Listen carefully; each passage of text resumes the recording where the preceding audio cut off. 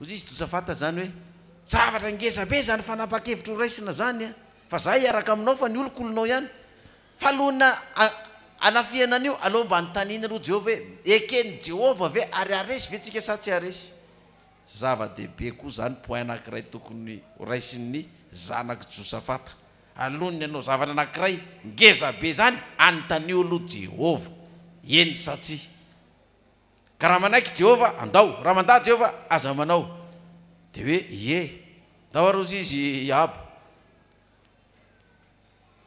15 ary mpanjakan'Israely dia nanangona ny mpaminany 700 lahy ka nanao taminy hoe andeha hanafika andramota Gilady avy isika sa hijanona ihany aho de hoy ireo mandehana fa atolotra Andriamanitra eo tananao izy ry mpanjaka ary kosa Josafata Iaba zany rehefa nahazo ny mpaminany 700 dia nahazo valiny hoe andana de hoy Josafata tamin'ilay mpanjakan'Israely moa tsy misy mpaminany Jehova koa fa eto mba ho anontaniantsika de hoy ny mpanjakan'Israely tamin'ny Josafata mbola misy lehilahy iray ihany azahoantsika manontany any Jehova saingy halako izy satria tsy mbola maminany soa izy fa loza ihany mandrakariva Mikaia zanak' Jimla no anarany de hoy Josafata aza de manao an'izany ry mpanjaka fa tsovy ihany izy etrerety zany misy mpaminany raika sy 700 zany eo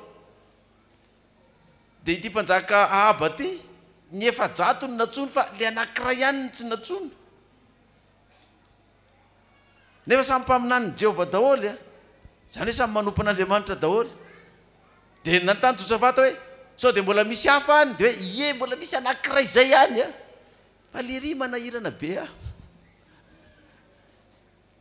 ohatry zany misy nge nitenenan'io mpanjakana io président tam'izay liry manahirana be liry fa hoana izy tsy mba maminany soa fa inona foana ny anazy nle rangainy de loza foana ny vinany iny rehefa iny ny atsony raha voatsonao de ionganao i président io am'izao raha voatsona de hoe isy raha mandrika indray am'izao aza mba miatsomiatso an'iny fa tsy maminany soa anay iny de hoe aza atao an'izany fa alao rangamba tsofo de mba iny ihany mety mahita valiny de natsona tokoa ny Mikaia de ozy izy ny rehetrarehetra rehefa natsony garaina de zao ny zavatra nataon'le olona niantso azy tantara faharotoko fa 7 andin'ny 12 tsika ary la iraka zay nandeha nakany Mikaia ny teny taminy hoe indro efa iray teny avokoa izao ny mpaminany ka samy laza soa ho an'ny mpanjaka masina ianao aoka reny teninao mba ho takany any anankiray am'ireo ka mba mitenena soa koa de hoy Mikaia raha velona koa Jehova zay lazain'Andriamanitra io ihany no ambarako de nakany amin'ny mpanjaka izy ampitoviny tany dokanga fa reo mpaminany 700 reo de fa samy laza daholo hoe tena ho tafavoaka ianao ry mpanjaka amin'io ady atrena io azo atao zao zany hoe tena hivoaka ianao mpanjaka amin'io fifidianana io ary rehefa tonga any ianao de mba mitenena koa hoe andresy président amin'io fifidianana io sao de miteniteny zavatra hafa eo ianao zao izy ngarainy hoe ie fa zay lasain'ny Jehova asain'ny Jehova lazaiko ihany no ho lazaiko fa za ho any eny efa mba ataovy ohatrany mba tsy maintsy mba mena encouragement président amena fa masososy nge tsika raha vao zany no atao zany hoe raha raisina zany le izy reto mpaminany reto ataontsika andao raisitsika hoe mitondra fivavahana daholo reo 700 rehetrarehetra reo efa samy manodidina ny président eo de efa samy hoe de le mandresy ianao président zay efa nivavaka zay efa nifadianinao anao 3 andro sy 3 alina za zao rehefa navita 7 andro mihitsy 2 andro mihitsy fa nivalim-bavaka avy eo de hoe tena mandresy ianao président amin'io ady io mandresy ianao amin'io natsona am'izay Mikaia ataovy mba mitovitovy amin'io ny toa sao de mivadika hafahafa ndray ny langazony toa de manahirana mihitsy fa ty adala ve reo 700 reo fa samy niantso tamin'i Jehova de hoe tena andresy président eny arozy izy fa rehefa tonga tao ngarainy ny fanohitra tamin'ny azy rehetrarehetra ny azy de inona nataon'le mpanjaka io rehefa ny fanohitra tamin'izay nylazainy rehetrarehetra ny azy fa iongany ao ry président ary ho faty mihitsy ary ianao raha misisika amin'io de izao no nataon'le mpanjaka Ahaba io 17 de hoy ny mpanjaka an'Israely tamin'ny Josafata tsy efa voalazako taminao va fa tsy mba mety maminany soa ho izy fa loza ihany izy rery andiny fito amby folo tsy efa voalasaka tao aminao ve fa raha voindrangah iny no atsona dia tsy mba mety maminany soana mihitsy iny fa loza ihany dia navoaka ny totokoa moa ny zavatra nambarany inona le loza nambarany io andininy valo amby folo ary io Mikaia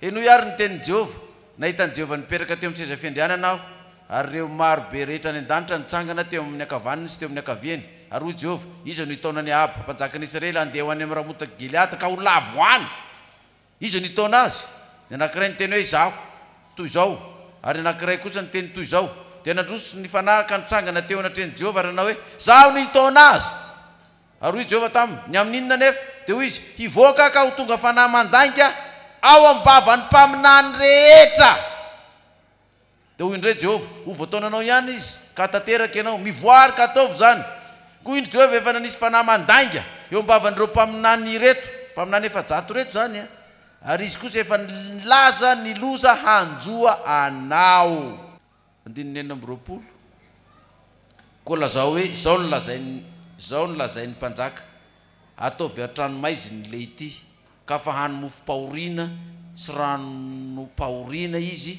ambara-pahatonga kisaoma tsara fa hoy Mikaia raha tahiny ho tafaverina soma tsara ianao dia tsy nampitenen'i Jehova tsy akory ary koa izy samy miaino zany ry firenena rehetra rehefa niteny an'izay zany Mikaia romotra le président tanarao fa tsy maminany sona fa tonga dia samboro dia gadrao ampihinany mofo-pahoriana ry fa zavoaka tao raha tsy tafaverina io zingareny raha tahiny ka tsy Jehova ny nampiteny dia ho tafaverina tokoa ianao ry président ianao ry mpanjaka dia ho tafaverina tokoa ianao raha tahiny ka tsy Jehova ny nampiteny fa dia ampihinany mofo-pahoriana fa tsy maninona zany fa raha tsy Jehova ny nampiteny tafaverina eo ianao amin'ny sezanao amin'ny mampanjaka anao fa raha tahinina izy ny teny tamiko ianao tsy tafaverinao dia inona navoan'ilay mpanjaka Ahaba toko fahavalo amby folo ihany tsika andininy telo amby telopolo tantara faharoa toko fahavalo amby folo andininy telo amby telopolo ary nisy lehilahy anankiray nandefa zana-tsipika kitoatoa ka navoan'ny mpanjakan'ny Israely teo anelanelan'ny fiarovatratrany sy ny ao ambaniny ka dia hoy izy tamin'ny mpandehany kalesiny aodony ka ento miala amin'ny mpiady fa voa ary ny amafy na tamin'izany andro zany ary ny mpanjakan'ny Israely ny afy nitsangana teo amin'ny kalesiny tandrifin'ny Sirianina mandra-paharivany andro fa noho ny efa iletika ny masoandro dia maty izy inona ny navoana azy zana-tsipika inona kitoato ina moa dikan'izany zana-tsipika kitoto zany raitra zany miady efa miady eo dia misy le zalahy ao farafarany maramila rehetrarehetra eo dia izy hoe alefalefako any ty rangaty zay voany ty any voany ty le flesidoro zany fisy misy hoe rinika ndreko fa ingarainy zany mety matahotra le ady ery loha ry satria ny ady ery loha ry tsisy akiantra mihitsy eny amin'ny lefina sy ny sabatra tonga dia ndia kifira fa mafy zay voafira amin'ny lohany dia vaky loha misy ny sabra be dia riatany repandeny tongotra iny dia tapaka ny feniny pitika riatany ko amin'ny sabra koa tapaka ny tanany dia le zalahy anankiray ty za tsy hiditra meleo fa loha ty afarafara ty fa samy miady ihany alefaka fahatany ihany ty dia zay voany ty ihany voka ary amin'le mpanjaka Ahaba mihitsy ny tontolony zana-tsipika ino ozy izy kitoatoa za zao nahitany tamin'ny andro ny fitondrahan'ny filora valo manana teo loha reny efa namenatsika hoe fito taona nitondrahany dia raha mandrika ny alany eo fa nanontaniako ny Jehova hoe ahoana zany ny fomba ialany eo dia hoe io zana-tsipika kitoto io ny teniny meny dia ina ary le zana-tsipika kitoto ialan'io président io dia rehefa nijerevina le zana-tsipika kitoto tenin'ny président Ratsiraka avy any Frantsa nalefa tao amin'ny radio Viva dia nakatona ny Viva sy ny télé tonga dia nijenina nampiongana anazy dia zavatra kitoto tokoa ne zany kitoato zavatra kely ohatry zany dia nampiongana fanjakana nanakatona radio fotsiny dia niongana teo amin'ny fitondrana zana-tsipika kitoato izy izy ny navoana azy tiako nisy kitoto navoan'ny fitondrana koa lalam-pifidianana koa zavatra kitoto kely lalam-pifidianana verangany fidiana dia ampiongana ny gouvernement sisy zana-tsipika kitoto nalefa dia niongana. Fa zao ny lesona raisitsika amin'io dia ity hoe i Josafata mpanjaka dia nilaza izy ny amin'ny hoe aleo antanina aloha Jehova.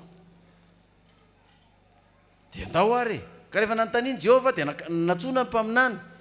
Fa nisy mpaminany mbola tsy teo, fa le tsy teo io no izy sahala tamin'ny andro ny Aba io ihany ane aringarange dia tsy mahay makalesona.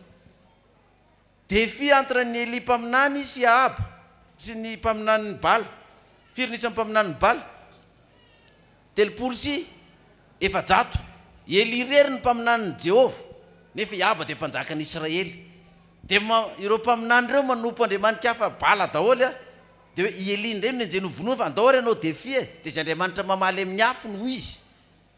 Atsovo eo ny mpaminany Bala 400 fa za rery ny mpaminany Jehova.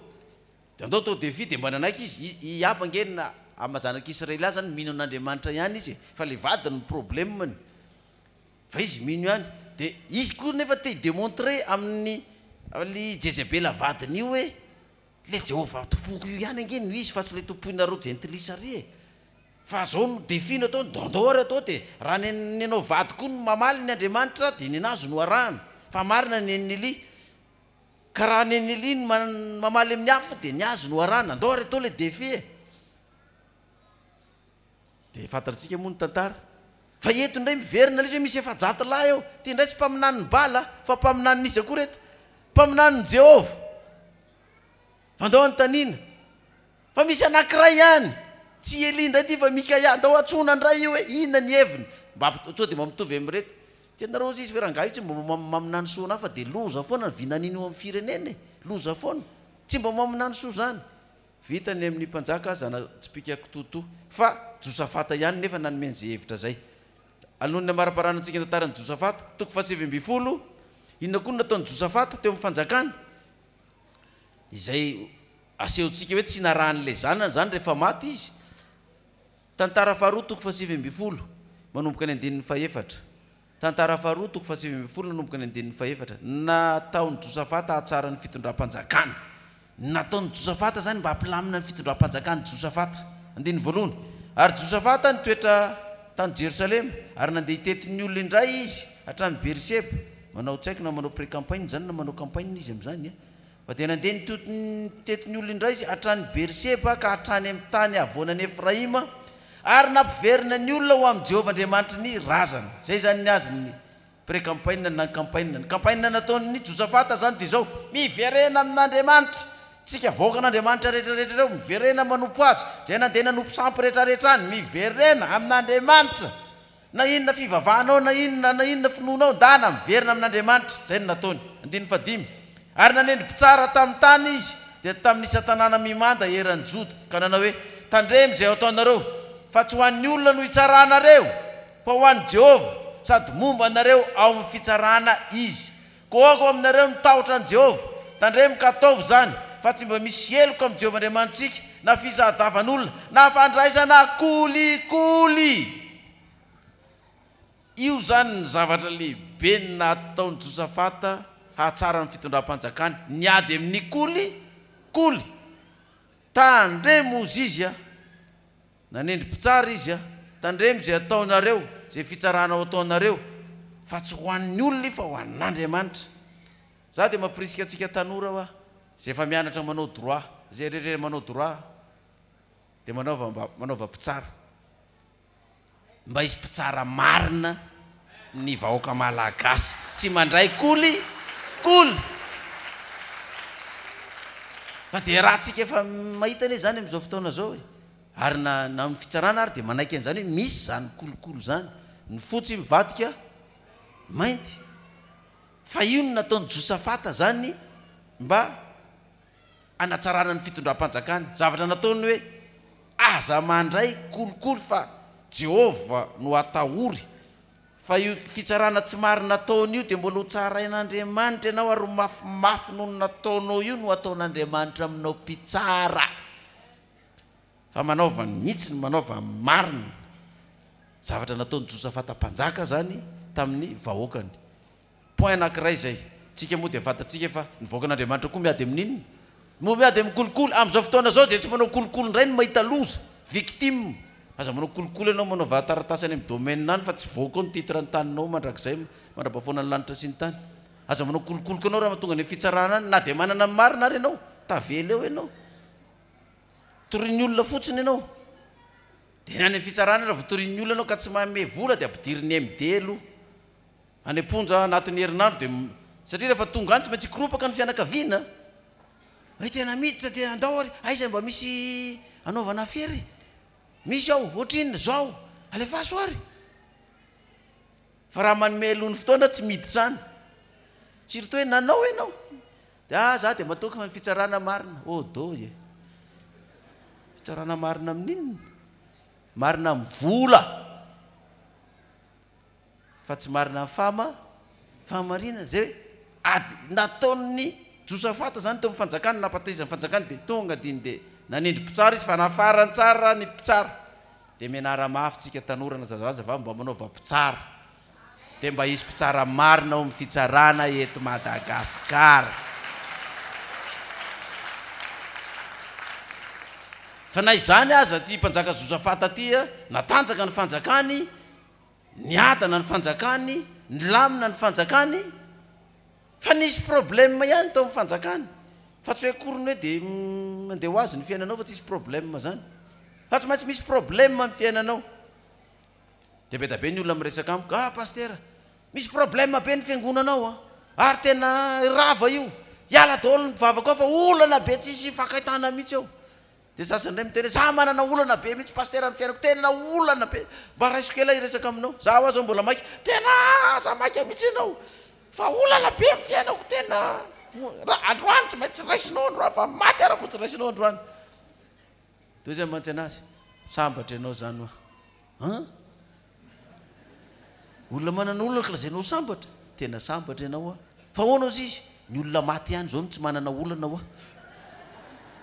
soranao Andriamanitra fa mbola manana olana mbola inona ianao zany tika zay mbola velona ianao mato mbola misy olana fa raha maty ianao misy olana sa tsisy tsony sambatra zany ny fiangonanareo raha misy olana fa hoanana paster fiangonana velona ny misy olana fa raha maty io fiangonana anareo misy olana sa tsisy ka dia atreo ny olana fa tsy hoe misy olana dia hoe misy olana dia za hiala fa tsisy tsony ty fa zao ve ny fiangonan'Andriamanitra za hiala tsy zany matoa ny fiangonana misy olana velona izy fa tsy maty fa ataovy maty io fiangonanao dia izy nitaraina ny olanao fa maninona tsisy olana aminareo ko maty daholo tsisy mpifangatsonao na ny ray ariko inona ny olanao ao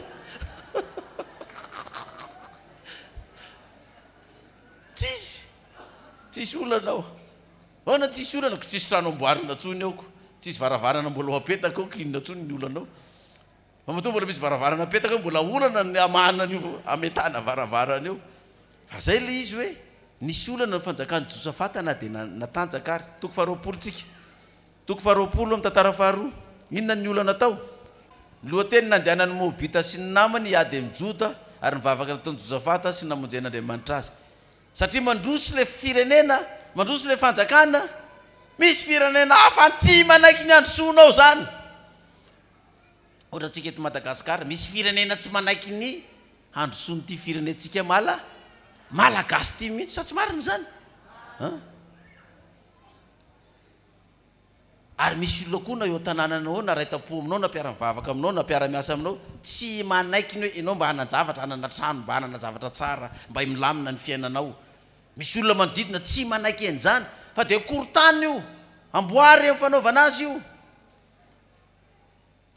zay fiainan'ny olona dia Josafata na dia efa manao marina ry izy efa nanendry mpitsara izy mba hanao ny marina fa misy firenena tsy manaiky an'izany aloha fitsarana manao kolokolo ihany no atao fa aza atao fitsarana tsy manao kolokolo zany aloha mpitondra manao kolokolo sy mangoro-karena ihany no apetraka eo fa aza atao mpitondra matahotra an'Andriamanitra tsy hanao kolokolo tsy hanao afera zany tsy perta amin'izany nareo fa aloha reo fa zatra reo ihany dia tonga nefa le olona tena tsy manao an'izany tsy manao politika ny mangalatra ny mandainga ny mangoro-karena manao kolokolo sy ny valifaty sy ny sisa misy firenena tsy faly amin'izany ohatra ny hitantsika eto ty dia inona ny zavatra nitranga manaona ny herin'izy ireo andiny voalohany ary no ny afaka zany dia avy iady tamin'ny Josafata ny taranaka Moaba sy ny taranaka Amona mban'ny ankohonany mban'ny any ankoatrany Amonita. Ary nisy tonga ka nanambara tamin'ny Josafata hoe indreo misy olona betsaka avy any an-dafin'ny ranomasina dia avy any Siria ho avy hiady aminao. Ary indreo izy ao Zezo Tamara injeta izany dia natahotra Josafata ka nanatrika tsara hitadin'i Jehova sady niantso andro fifadikanina ho an'ny tanin'ny Joda rehetra.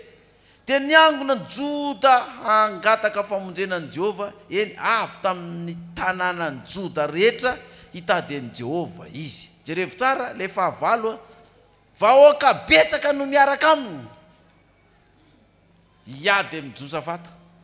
Vao nahita an'io fotsiny dia ahoana ny fomba hiadivana amin'io. Raha jerevana ny herinao sy nisany vahoaka aminao sy ny maramilanao dia tahaka ny ohatrany hoe maramila 2000 ny maramilanao fa ny maramila hiady aminao 100 000 miaraka amin'ny fitaovana rehetrarehetra ry dia ataon'ireo olona 2000 roa arivo reo ahoana no andresen'ny olona 100 000 mahery io. Dia nefa rano aloany amin'Andriamanitra atsovy daholo koa ny olona andao samy hivavaka daholo amin'ity ady ity, andao hifadianina amin'ity ady ity fa tena ady be ty. Fa raha ny amaroan'ireo olona hiady amintsika ireo dia tsy haresy amin'ireo amin'ny herin'ny tena tsika isika fa efa sehon'io ny heriny sy ny tandrana reo izy reo izay mana-tsaina aoka izy eno zay lazainy fanahy amin'ny asa raha azonareo ny tianjano resahana fa tsy ny tiako resahana amin'ny zavatra iainantsika amin'izao hoe ahoana reo vahoaka be reo neny hiady amintsika sao dia tokony mba tsy hiady tsika ve dia aresen'ireo jerevo démonstration de force ataony zareo reo vahoaka nareo dia aiza mba atsika. Dia izy Josafata hoe tena andao hivavaka amin'i Jehova tokoa, atsoy ny mponina rehetrarehetra, atsoy ny fiangonana rehetra, andao hifadianina amin'io ady io. Fa raha ny herintsika tsy vita io dia inona ny toyiny? 15. Ary Josafata nitsangana teo amin'ny fiangonana ny Joda sy Jerosalema tao amin'ny tranon'i Jehova teo nolon'ny kianja vaovaoka nanao hoe ry Jehova Andriamanitra ny razanay, tsy ianao va no Andriamanitra ny an-danitra, eny ianao no manapaka amin'ny fanjakany jentilisa rehetra. Fanjakana izy izy fanjakany jentilisa rehetra ianao koa no manapaka amin'ireo, eo tananao ny hery sy ny fahefana ka tsy misy masakana anao. Eo an-tananao ny hery sy ninona fahefana. Dia nisy nyteniny tamiko hoe raha zany ao paster Maiola mipetrapetraka fa tsy ny olona manana ny herin'ny vola, ny olona manana ny herin'ny fahefana zany tsy raha zany ao tsy miady amin'io. Fa baraka ndray eo ianao, fa baraka eo ianao. Fa inona ataon'ny Josafata ato? Ana ny lazany azy averiko lizy eo am-pelantananao izy ninona, eo an-tananao ny hery sy ny fahefana ka tsy misy masakana anao. Aniza ny hery zany? Any vola sa ny Jehova? Aniza ny fahefana? Ny vola ny fahefana sa Jehova? Tsika mitoky amin'ny herin'ny Jehova, itsika mitoky amin'ny fahefan'i Jehova fa tsy mitoky amin'ny herin'ny vola.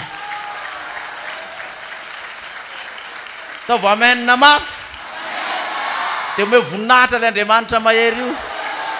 Halleluja! Io jerevo iteny io fa za lazaiko anareo ity perikôpa perikôpantsika ty tany amin'ny oktobra sa novambra nandroatana azy nakaiza moa izy tao iny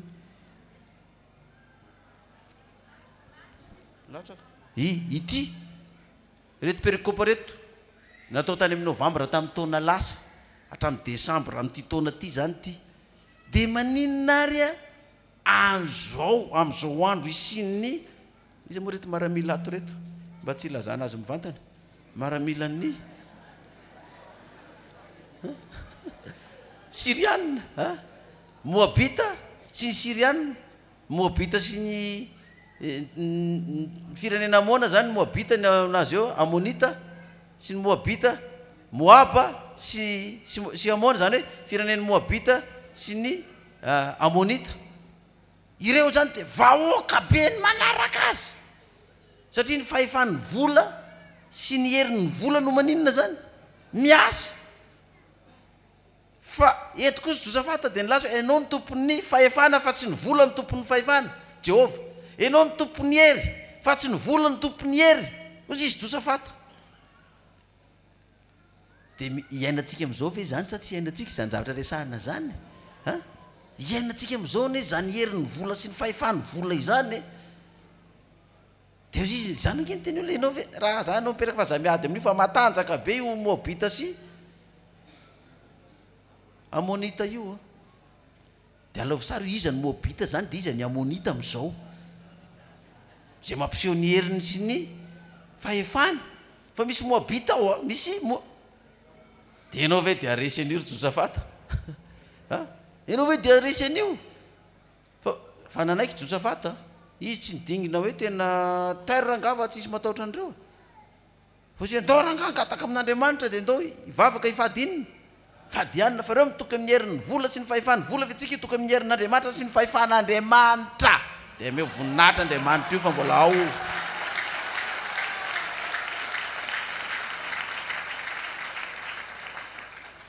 De inona ny vokan'izay? Eo amin'ny 14 tsika. Ary Jaiela, zanaky Zakaria, zanaky Benai, zanaky Jeiela, zanaky Matani, Levita amin'ny taranaky Asafa, de voatsindry ny fanahin'i Jehova teo amin'ny fiangonana. Ka nanao hoe efa vita zany nivavaka nataon'i Josafata. Nisy ray tao amin'ny fiangonana voatsindry ny fanahy masina. De niteny izy tamin'ny alalan'io fanahy masina io. Zany hoe niteny nazavy izy zany teoriana moa hoe misy filatsan'ny fanahy masina de miteny izy tsy fantatra le voatsindry ny fanahy fa eto voatsindry ny fanahy izy zany tahaka an'izay ihany hoe nisy fanahy nanindry azy de niteny izy de zao nitenenina ny 5 ka nanao hoe mieno nareo ry Joda rehetra sy mponina any Jerosalema ary ianao ry Josafata mpanjaka zao lazainy Jehova aminareo aza matahotra na mivadi-po amin'ireo olona betsaka ireo fa tsy anareo niady fa n'Andriamanitra.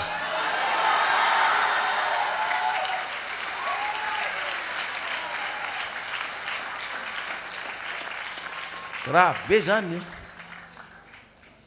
asa ataontsika an'izao manko jereo tsara le 5 nanao tamin'ny Josafata hoe mieno nareo ry Joda, mieno zany nareo ry fiangonana ry mponina any Jerosalema, ianareo ry voaka malagasy rehetra eto Madagasikara, ary ianao ry Josafata mpanjaka.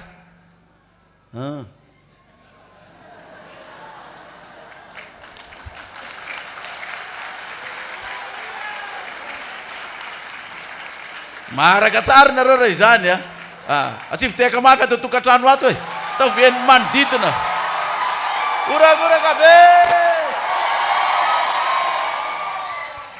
de menoary zany tsika zao ny lazainy Jehova avy tamin'ny olona nitsindriny fanan'Andriamanitra io. Izy anaran'izy io Jahaziela. Aza matahotra na mivadi-po amin'ireo olona betsaka ireo fa tsy anareo niady fa n'Andriamanitra. 19 rapitso de midina iady aminy anareo. Rapitso de midina nino izy dikan'izany aza matahotra ny amarondreo fa andana midina miady aminy anareo. Amin'inona moa zany ny edina? Fifidianana ny edina am'ireo. Zay dikan'io. Aza matahotra fa andana mirotsaka amin'ny ady. Dana mirotsaka amin'ny ady fa aza matahotra ny amarondreo. De zaho manontany antsika hoe fanahaniza reny latsaka tamin'ny olona nanao nitony perikopa tony am'izao hoe tena io tokoa ny Moabita sy ny Amonita miaraka amin'ny vahoaka maro izy roa lahy ireo miaraka amin'ny vahoaka maro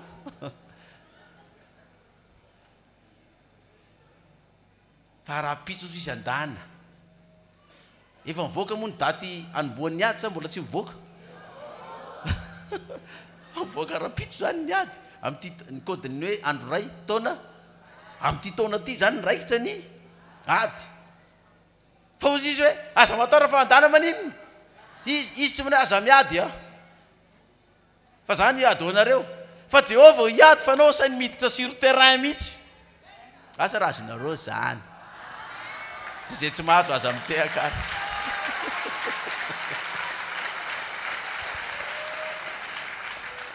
andininy 8 raha pitso dia midina iady aminy anareo fa indreo hiakatra ho amin'ny fiakarana zisa izy ary anareo hahita azy eo amin'ny faran'ny loasandriaka tandrifin'ny hefitry ny Jeroela. 17 tsy anareo nefa no iady amin'ny ty tsy anareo nefa no iady amin'ny ty mijanona tsara fa ho hitanareo no amonjeny Jehovah anareo ry Joda sy Jerosalema.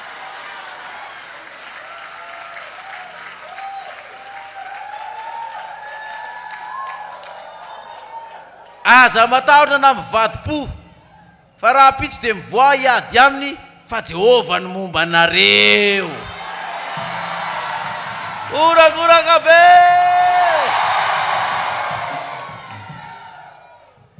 ho hitanareo tsara ozy izy a